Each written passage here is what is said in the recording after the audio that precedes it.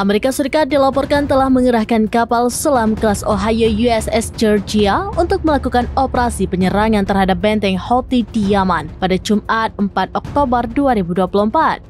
Serangan disebutkan menargetkan infrastruktur militer yang dikuasai oleh kelompok Ansarullah Houthi di Hodeidah. Amerika Serikat mengklaim serangan ini untuk melindungi Israel dari gempuran rudal militer Yaman yang terafiliasi Houthi di Sana'a.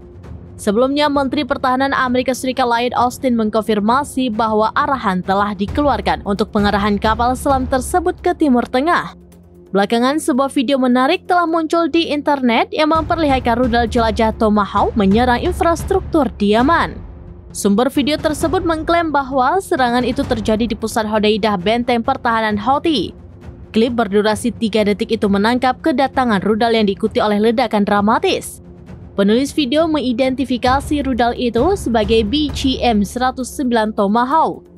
BGM-109 Tomahawk adalah rudal jelajah presisi jarak jauh yang dikembangkan oleh Angkatan Laut Amerika Serikat.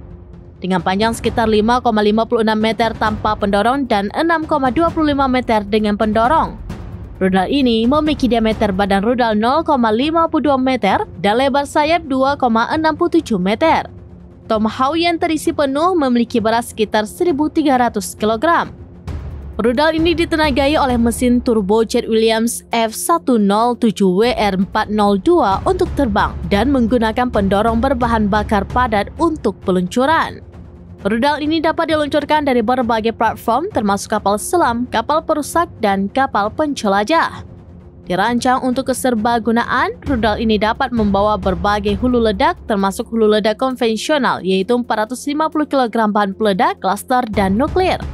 Bergantung pada versinya, jangkauan operasionalnya berkisar antara 1.250 hingga 2.500 km. Dengan visibilitas radar yang rendah dan kemampuan manuver yang tinggi, rudal ini ideal untuk menargetkan lokasi yang terlindungi dengan baik.